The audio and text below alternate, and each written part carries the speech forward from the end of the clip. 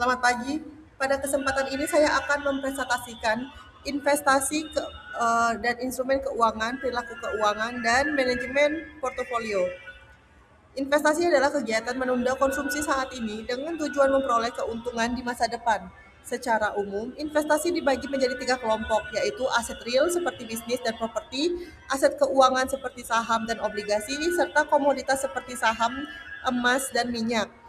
Setiap jenis investasi memiliki karakteristik return yang berbeda.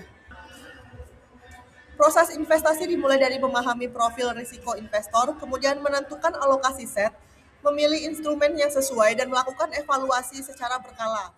Strateginya dapat berupa strategi aktif yang rutin, melakukan penyesuaian portofolio, atau serta strategi pasif seperti dollar cost averaging yang lebih berorientasi pada investasi jangka panjang.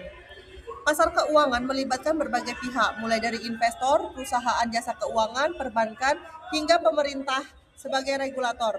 Di Indonesia, OJK berperan sebagai pengawas, sedangkan Bursa Efek Indonesia menjadi tempat berlangsungnya perdagangan efek.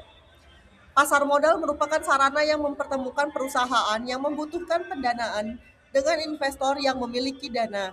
Agar berjalan dengan baik, pasar modal didukung oleh berbagai pihak seperti OJK, BEI, perusahaan sekuritas, lembaga penunjang, profesi penunjang, emiten, dan para investor. Dua instrumen investasi yang paling dikenal adalah saham dan reksadana. Saham memberikan hak kepemilikan perusahaan dengan potensi keuntungan dari dividen dan capital gain. Sedangkan reksadana dikelola oleh manajer investasi sehingga cocok bagi investor yang ingin melakukan diversifikasi tanpa harus memilih saham secara langsung. Investasi dan trading memiliki tujuan yang berbeda. Investasi lebih berorientasi pada pertumbuhan jangka panjang, sedangkan trading berfokus pada keuntungan pada perubahan harga dalam waktu yang lebih singkat. Pemilihannya harus disesuaikan dengan tujuan keuangan, profil risiko, dan kemampuan analisis masing-masing investor. Pergerakan harga saham selalu mengalami siklus naik dan turun.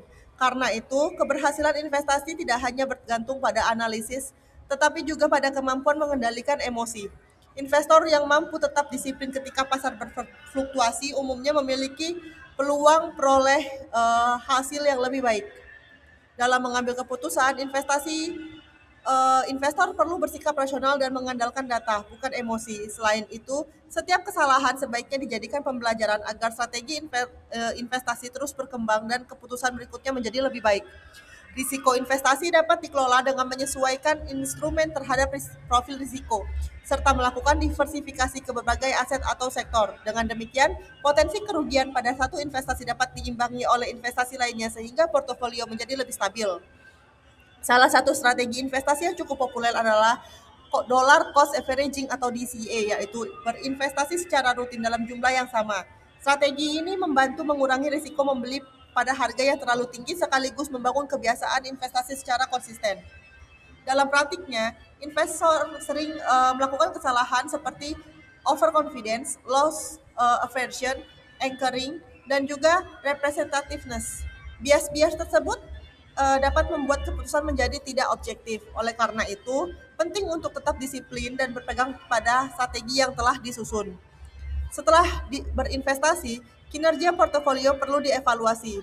Dua metode yang umum digunakan adalah time weighted return yang mempertumbuhkan investasi pada periode dan dollar weighted return yang juga memperhitungkan waktu serta arus kas investasi. Return tidak selalu dinilai secara terpisah dari risiko, karena itu hasil investasi perlu dibandingkan dengan benchmark atau indeks pasar agar dapat diketahui apakah kinerja portofolio sudah lebih baik atau masih di bawah pasar. Selain melihat return, investor juga perlu mengukur apakah return tersebut sebanding dengan risiko yang diambil.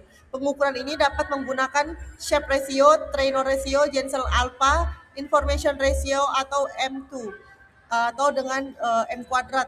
Dengan pendekatan ini, kualitas investasi dapat dinilai secara lebih objektif. Terima kasih.